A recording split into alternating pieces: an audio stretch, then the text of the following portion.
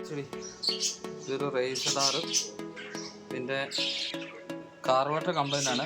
അപ്പോൾ കാർബറേറ്ററിന് അത്യാവശ്യം നല്ല റേറ്റ് വരുന്നതുകൊണ്ട് കസ്റ്റമറോട് വന്നപ്പോൾ സ്പാർക്കോടെ കാർബറേറ്റർ ഫിറ്റ് ചെയ്യാൻ പോകണം. ബാക്കി ഫിറ്റ് ചെയ്തതിന് ശേഷം ഓൾറെഡി കസ്റ്റമർ 2 വട്ടം ഒറിജിനൽ കാർബറേറ്റർ മേടിച്ച് വെച്ചതാണ്. പെട്ടെന്ന് അതിൻ്റെ വാക്വം മിഷൻ കംപ്ലൈൻ്റ് ആയി പോവുകയാണ്. വാക്വം മിഷൻ ആണെന്നുണ്ടെങ്കിൽ സെപ്പറേറ്റ് ആയിട്ട് നമുക്ക് മേടിക്കാനും കിട്ടാത്ത സാഹചര്യമുണ്ട്. അപ്പോൾ ഇതൊന്ന് വെച്ച് നോക്കുവാണ് എങ്ങനെയാണെന്നുള്ളത് നമുക്ക് നോക്കാം. റേക്ക് നമ്മൾ സ്പാർക്കോടെ കാർബറേറ്റർ വരുമ്പോഴത്തേക്കിനും ചെറിയൊരു ചോക്കിലൊരു റോട്ടേഷൻ പറ്റുന്നത്. ഇത് കമ്പനി വരുന്ന കേബിളാണ്. ഇതിവിടെ പ്രസ് ഫിറ്റിംഗ് ആണ്. സ്പാർക്കോടെ വരുമ്പോഴത്തേക്കിനും നമ്മുടെ യൂണിക്കോണൊക്കെ വരുന്ന പോലെ ഇതിൻ്റെ ഉള്ളിലോട്ട് കയറി കിടക്കുന്നതാണ്. പക്ഷേ നമ്മൾ ഇത് ഇടാം എന്ന് നോക്കി കഴിഞ്ഞ് കഴിഞ്ഞാൽ ഇതിട്ട് കഴിയുമ്പോഴത്തേക്കിനും ഈ ചോക്ക് ഇത്രയും ഇങ്ങനെ വലിഞ്ഞ് നിൽക്കും. ചോക്ക് കൊണ്ട് കിടക്കും. ഒരു തരി പ്ലേ ഉള്ളൂ. അപ്പോൾ ചെയ്യാൻ ഉദ്ദേശിക്കുന്നത് ഇവിടുന്ന് ഇങ്ങനെ കട്ടറിന് ഈ ഇന്നർ മുറിയാത്ത രീതിയിൽ കട്ട് ചെയ്തിട്ട് ഇത് വേർപെടുത്തണം.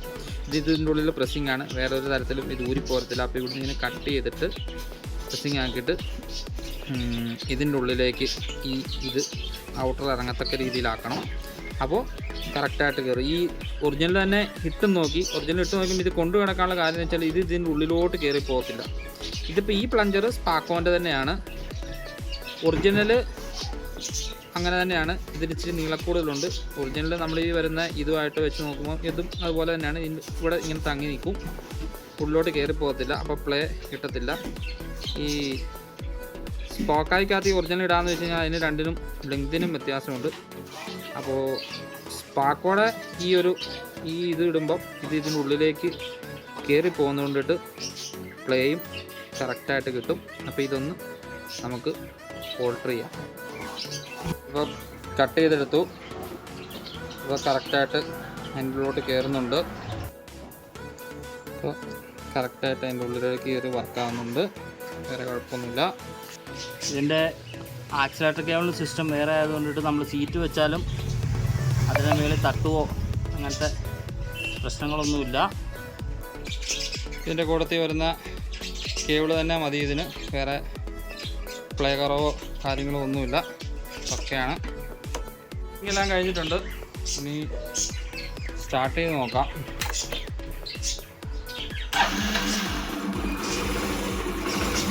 ഫസ്റ്റ് ടൈം സ്റ്റാർട്ട് ചെയ്യുന്നതാണ്. ഫസ്റ്റ് ടൈം തന്നെ സ്റ്റാർട്ടായിട്ടുണ്ട്. വേറെ കുഴപ്പമൊന്നുമില്ല. ക്ലോസോടെ നോക്കി നിൽക്കുന്നുണ്ട്. ബാക്കി ഇനി എന്താണെന്നുള്ളത് ഓടിച്ച് നോക്കാം. വണ്ടി ഓടിച്ചിട്ട് എങ്ങനെയുണ്ട്? കാർബറേറ്റർ വെച്ചിട്ട് കൊള്ളാം. എങ്ങനെയുണ്ട്? സൂപ്പറായി. അടിപൊളിയാ.